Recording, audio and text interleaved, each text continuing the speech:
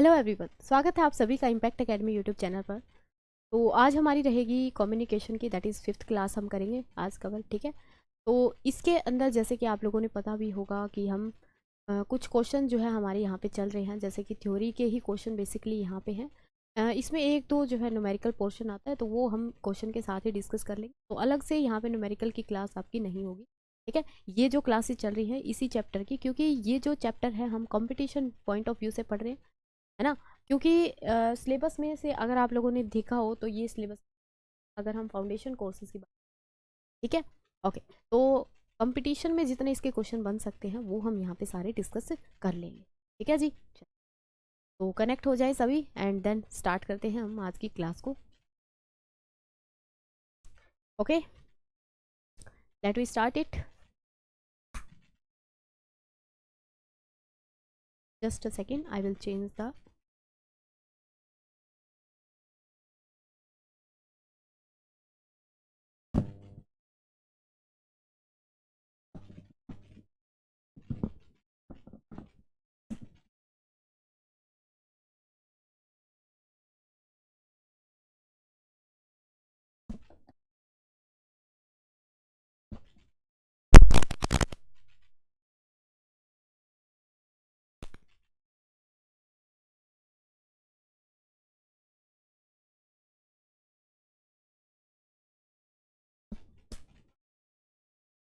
Okay, now audio is clear. ठीक है, चलिए अभी स्टार्ट करते हैं।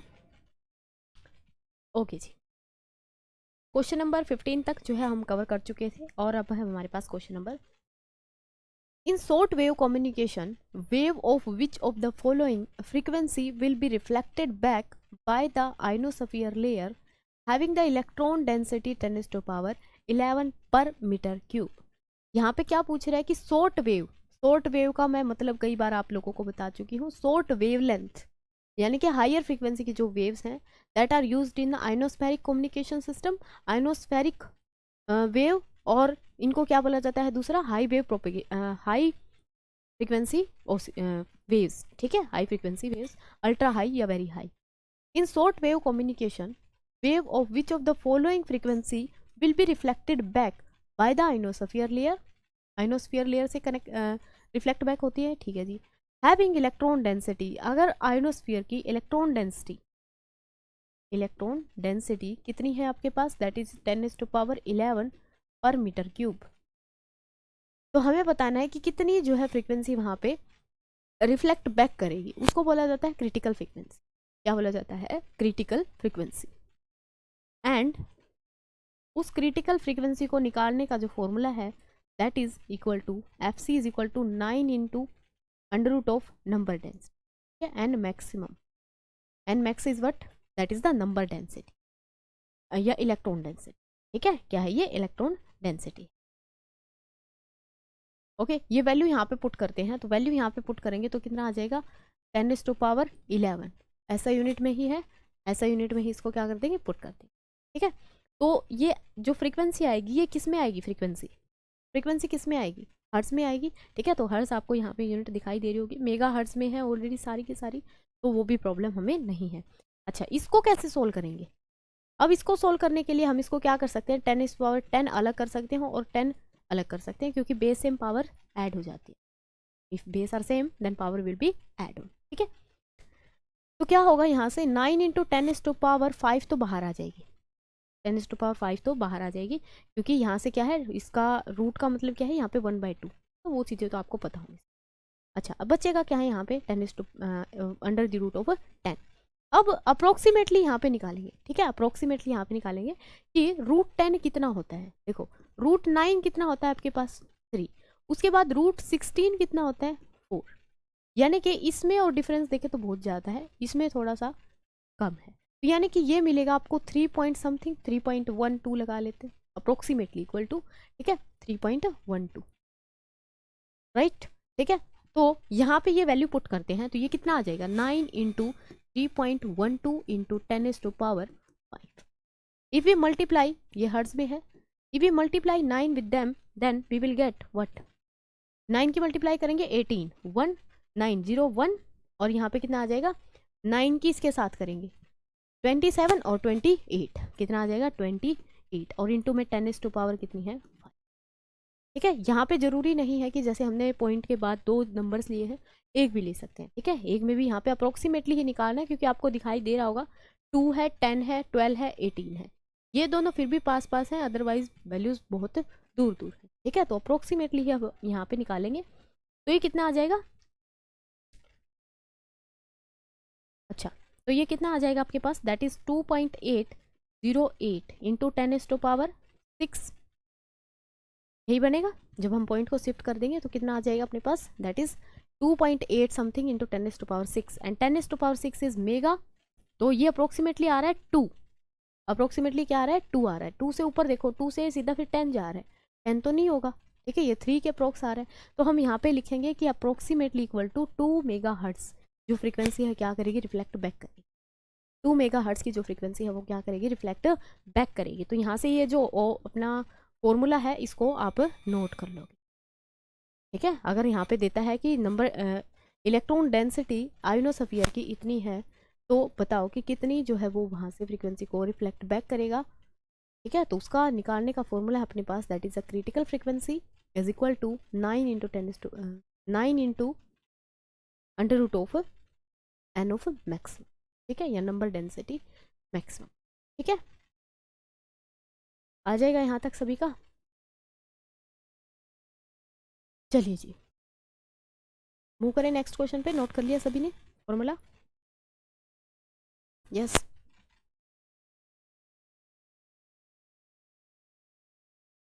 चलिए नेक्स्ट क्वेश्चन देखते हैं। क्वेश्चन नंबर 17 है आपके पास।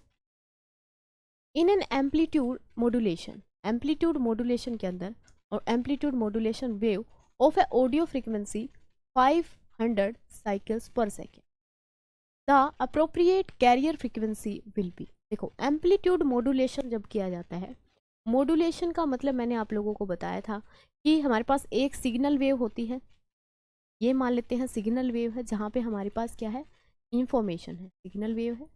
इस सिग्नल वेव को अगर हमने ट्रांसमिट करना है तो हम क्या करते हैं, इसको कैरियर वेव के साथ ट्रांसमिट करते हैं। कैरियर वेव का जो एम्पलीट्यूड है वो इससे ज़्यादा होना चाहिए, ताकि जो लॉस हो वो किस में हो, कैरियर वेव में हो, सिग्नल वाली में ना हो। तो इसको क्या बोला जाता है, कैरियर वेव। क्या बोला जाता है इसको, कैरियर वेव बोला जाता है, राइट। ठीक है, तो यहाँ पे हम क्या बोलेंगे कि ये कह रहा है कि एम्पलीट्यूड मॉड्यूलेशन हमने करना है, ऑडियो फ्रीक्वेंसी हमारे पास 500 साइकिल्स पर सेकेंड है, द अप्रोप्रिएट कैरियर फ्रीक्वेंसी हमें बतानी है कि कितनी होनी चाहिए। ठीक है, कितनी होनी चाहिए।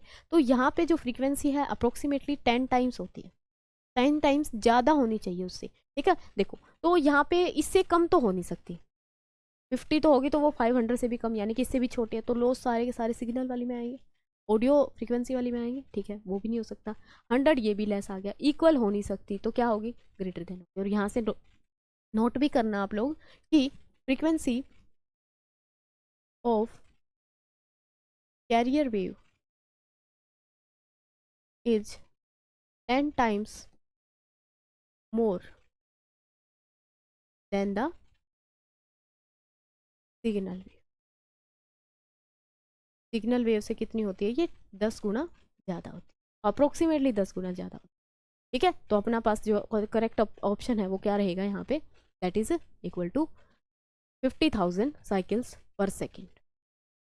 ठीक है, ये हालांकि यहाँ पे 100 गुना है इसका, लेकिन अकॉर्डिंग टू क्वेश्चन हमारे पास यही ऑप्शन जा रहा है। ठीक है, अदरवाइज 10 गुना तो होनी ही होनी चाहिए, उससे ज़्यादा कितनी भी हो सकती है बट कम नहीं होनी चाहिए। ठीक है, फिर हम उसको वो मॉड्यूलेशन नहीं कर पाएंगे, उसके ऊपर उसको रख ही नहीं पाएंगे। ठीक है ना, कैरियर वेव की frequency must be greater than that of the signal wave information, right. चलिए नोट करिएगा यहाँ से।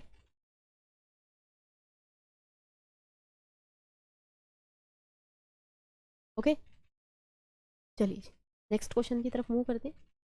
क्वेश्चन नंबर 18 है आपके पास। Amplitude modulation AM is used for broadcasting because.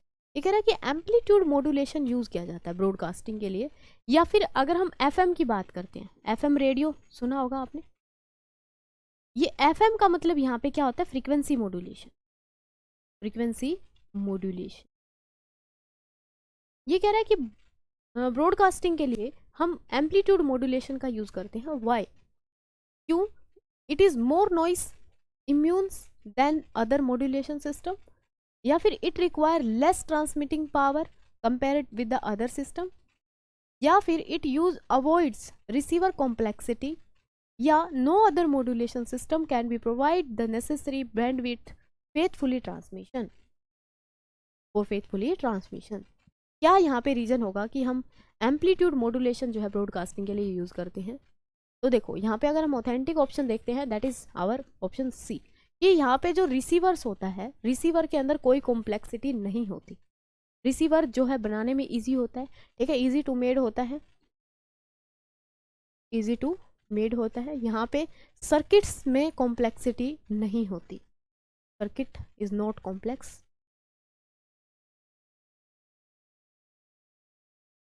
Circuit क्या नहीं होते यहाँ पे? कॉम्प्लेक्स नहीं होते, तो उनको इजीली क्या किया जा सकता है, बनाया जा सकता है। इसीलिए हम एम्पलीट्यूड मॉड्यूलेशन का यूज करते हैं फॉर ब्रॉडकास्टिंग, ठीक है। कर सकते हैं वहाँ पे फ्रीक्वेंसी भी कर सकते हैं, एम्पलीट्यूड भी कर सकते हैं, बट हम प्रेफर करते हैं किसको? एम्पलीट्यूड मॉड्यूलेशन का। And by this is because it avoids receivers complexity, यहाँ पे इनके जो रिसीवर लगे होते हैं उनके जो सर्किट्स हैं that are easy to make, ठीक है, इजीली उनको बनाया जा सकता है, ठीक है। इनके जो सर्किट्स होते हैं that are simple and easy. Okay, समझ आई बात? ठीक है, ओके, चलिए जी नेक्स्ट देखते हैं क्वेश्चन। क्वेश्चन 19 है आपके पास, range of frequency allotted for the commercial FM. आ गया एफएम रेडियो, ठीक है, एफएम रेडियो ब्रॉडकास्टिंग के लिए जो कमर्शियल फ्रीक्वेंसी है वो कितनी है? रेंज ऑफ फ्रीक्वेंसी बतानी है कि कितनी है जो कि यूज़ की जाती है कमर्शियल एफएम रेडियो ब्रॉडकास्टिंग। तो वो होती है हमारे पास, ये भी एक जस्ट नंबर ही होगा, 88 से लेके 108 मेगा हर्ट्ज तक, ठीक है। कितनी की जाती है? मेगा हर्ट्ज तक की जाती है, क्योंकि ये रेडियो वेव्स हैं, तो रेडियो वेव्स हैं तो ये गीगा में नहीं जाएंगी, ठीक है, माइक्रो में जाती हैं जो है रेडियो वेव्स, और जो माइक्रो वेव्स हैं वो गीगा हर्ट्ज की फ्रीक्वेंसी तक जाती है। Radio waves are lower frequency radiations with have higher bandwidth और हायर वेवलेंथ, राइट, ठीक है। चलिए नेक्स्ट क्वेश्चन देखते हैं, question number 20, long distance short wave radio broadcasting use. Long distance short wave radio broadcasting use, इसका answer आप लोग दोगे, इसका आंसर आप लोग दोगे, बिकॉज ये क्वेश्चन बहुत बार रिपीट हो चुका है, तीसरी बार आया है आई थिंक ये क्वेश्चन अभी हमारे पास जो ये क्लास है इसके अंदर ही। यस, क्या आएगा? आइनोस्फेरिक वेव, हाँ, क्या आएगा? आइनोस्फेरिक वेव आएगा इसका आंसर। क्यों आएगा? क्योंकि लॉन्ग डिस्टेंस पे हमें ट्रैवल करवानी है, और शॉर्ट वेव है, इसका मतलब हाई फ्रीक्वेंसी है। हाई क्या है? फ्रीक्वेंसी किसकी? रेडियो वेव्स की। और ये हाई फ्रीक्वेंसी की रेडिएशन इनको बोला जाता है स्पेस वेव।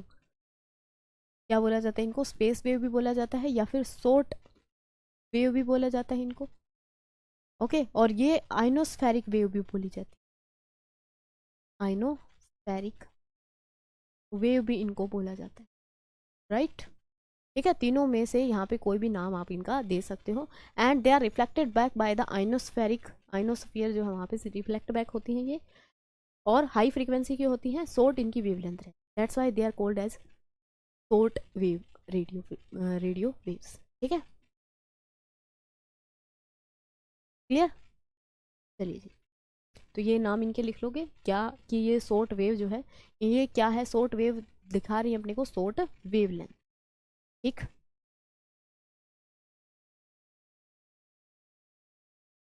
ओके,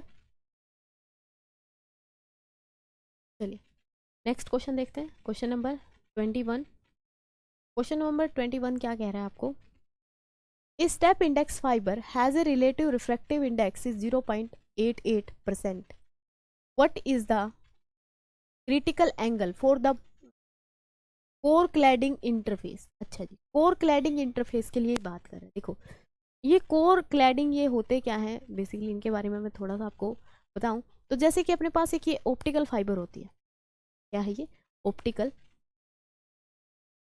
फाइबर, नाम इसका पहले भी आ चुका लेकिन हमने इसकी बात नहीं, ठीक है। ऑप्टिकल फाइबर जो होती है उसके अंदर एक कोर होती है इस तरीके से, मतलब एक अंदर वाला पार्ट होगा यहाँ पे, ये कोर बोला जाता है इसको, ये जो ब्लू वाला दिखाई दे रहा होगा आपको, ठीक है। यहाँ पे इसका रिफ्रैक्टिव इंडेक्स अलग होता है, ये रिफ्रैक्टिव इंडेक्स अलग होगा। फिर इसके ऊपर ये क्लैडिंग होती है, ये वाली जो रेड वाला दिखाई दे रहा है दैट इज क्लैडिंग, ठीक है। यहाँ पे क्लैडिंग होगी और फिर इसके ऊपर एक सीथ होती है, इसके ऊपर क्या है, एक सीथ होती है, यानी कि इसको कवर अप करने के लिए यहाँ पे एक और लेयर होती है, उसका जो रिफ्रैक्टिव इंडेक्स है बहुत मतलब अलग होता है। तो ये यहाँ पे पूछ रहा है, ये ऑप्टिकल फाइबर है, इसमें ये होती किसकी है, अगर बात करें ऑप्टिकल फाइबर के बारे में तो they are of made up by glass, made up by glass की बनी होती है ये, ठीक है फर्स्टली। अच्छा दूसरी बात यहाँ पे बताओगे कि यहाँ पे जो सिग्नल ट्रांसमिशन होता है that is very accurate, signal transmission is highly accurate, ठीक है। यानी कि सिग्नल की मिक्सिंग नहीं होती। इसकी खास बात क्या है कि इसके अंदर से हम 3000 सिग्नल को एक साथ भेज सकते हैं, 3000 सिग्नल्स एक साथ भेजे जा सकते हैं। और ये वर्क किसके ऊपर बेस्ड है, इसकी जो वर्किंग है ये बेस्ड होती है TIR के ऊपर। क्या होता है इसके अंदर, टोटल इंटरनल रिफ्लेक्शन होता है। यहाँ पे एक एंगल होता है, ठीक है। यहाँ पे मैं इसकी प्रॉपर्टी कंबाइन करके यहाँ पे लिख देती हूँ। इसकी बारे में बात कर रहे हैं हम ऑप्टिकल फाइबर के बारे में।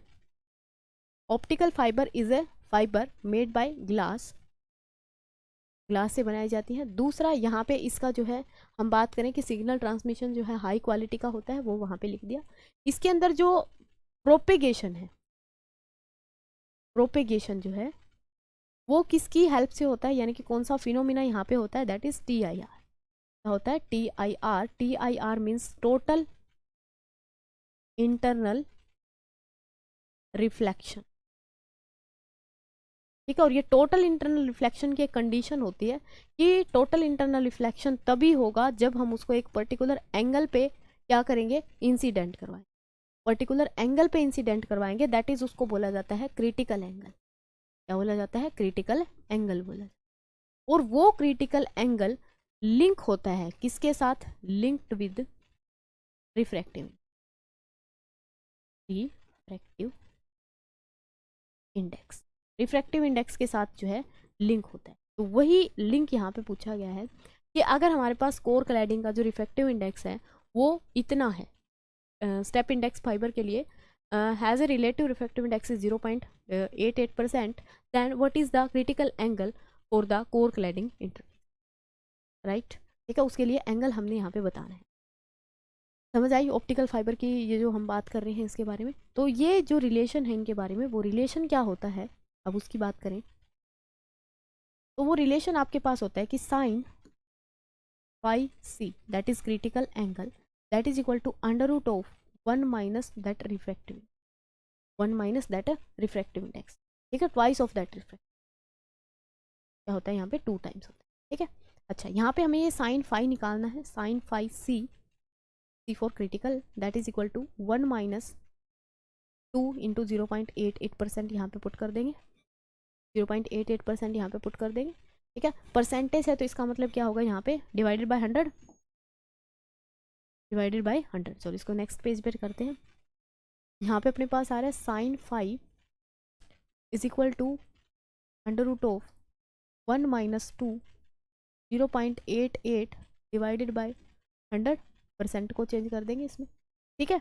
तो यहाँ से कितना बना 1 माइनस, इसको जब हम मल्टीप्लाई कर देंगे तो 2 16 और ये 70, ठीक है। और डिवाइडेड बाय कितना है ये 10, राइट। तो इसको जब हम माइनस करेंगे एक में से, जब हम इसको माइनस करेंगे तो बेसिकली ये जो है आपकी कैलकुलेशन थोड़ी सी जाएगी इसकी,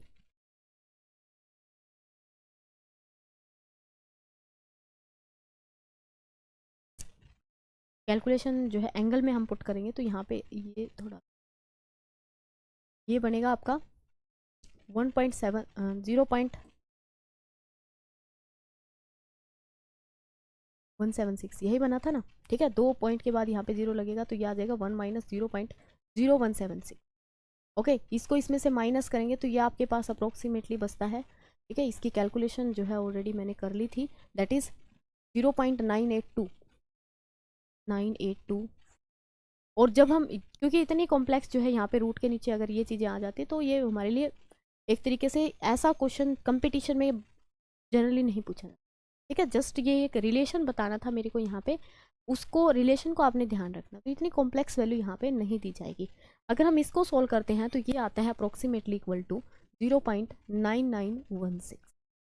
तो ये आई है साइन फाई की वैल्यू, साइन फाई सी की वैल्यू,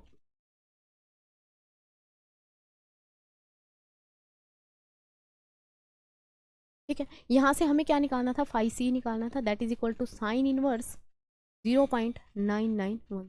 अब ये जो वैल्यू है ये कैलकुलेटर से ही सोल्व कर सकते हो, है ना। अदरवाइज साइन के अंदर ये वैल्यू हम निकालना बहुत मुश्किल हो जाएगा, ठीक है। जब हम इसको सोल्व करेंगे तो that is equal to approximately 82.25 degree, that is equal to 82.25 degree. तो यहाँ पे ऐसा कोई ऑप्शन दिखाई दे रहा है हमें, ऐसा तो कोई ऑप्शन ही नहीं है। 80 से बिलो है सभी के सभी, तो यहाँ पे आंसर आपका क्या रहेगा, नन ऑफ दीज। और आएगा क्या, दैट इज 82.25, ठीक है। समझ आ गई बात, हाँ जी बताइए। ओके, तो यहाँ पे मेन आपका काम क्या है, इसको याद रखना। ये जो फॉर्मूला यहाँ पे है इसको ध्यान रखना कि हमारे पास जो क्रिटिकल एंगल होता है, जो रिफ्रैक्टिव इंडेक्स यहाँ पे होता है रिलेटिवली, उनके बीच में रिलेशन क्या होता है, ठीक है, वो आपने ध्यान रखना, राइट। नेक्स्ट क्वेश्चन देखते हैं, question number 22। The characteristics impedance of coaxial cable is of the order of. Coaxial cable जो होती है उसका रिफ्रैक्टिव इंडेक्स क्या होता है,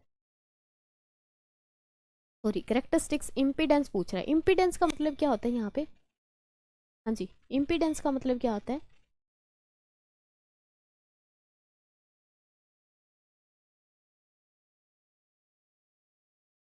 ओके। इम्पीडेंस की अगर बात करते हैं तो इम्पीडेंस आपके पास होता है रेजिस्टेंस, ठीक है, एलसीआर सर्किट का रेजिस्टेंस। तो हम बोलेंगे रेजिस्टेंस ऑफ एलसीआर सर्किट, ठीक है। एलसीआर सर्किट का क्या है, ये इम्पीडेंस होता है बेसिकली। तो ये पूछ रहा है कि इसका कैरेक्टरिस्टिक्स इम्पीडेंस कोएक्सियल केबल के लिए क्या होता है, किस ऑर्डर का होता है कोएक्सियल केबल के लिए, ठीक है। ये क्वेश्चन मैं आपको दे रही हूँ, ओके। आपको इसका जो आंसर है वो कमेंट में बताना है यहाँ पे, ठीक है ना। आप लोगों ने मुझे ये आंसर बताना है कि कितना उसका जो है यहाँ पे इम्पीडेंस होता है, और ज़्यादा होता है तो क्यों होता है, कम होता है तो क्यों होता है, वो रीज़न भी आप लोगों ने बताना है, ठीक है। कोएक्सियल केबल की बात कर रहे हैं, केबल जो जनरली हम यूज़ करते हैं फॉर कम्युनिकेशन। देखा होगा ना, पहले टेलीफोन जो थे उनकी वायरिंग होती थी, मतलब वायर के थ्रू वहाँ पे इंफॉर्मेशन ट्रांसफ़र होती थी, तो उसी केबल की बात कर रहे हैं, ओके। हमने देखा था ना कि जो रेडियो फ्रिक्वेंसी है वो क्या है, रेजिस्टिव होती हैं एट रेजोनेंट फ्रिक्वेंसी। तो रेजिस्टेंस ही बताना है बेसिकली। देखो यूनिट भी आप देख रहे होंगे यहाँ पे किसकी है, ओम है, ठीक है। तो रेजिस्टेंस की यूनिट है, राइट, ठीक है। चलिए, तो ये क्वेश्चन आप लोग मुझे बताओगे एंड मिलते हैं नेक्स्ट क्लास में, ठीक है जी। चलिए, थैंक यू सो मच।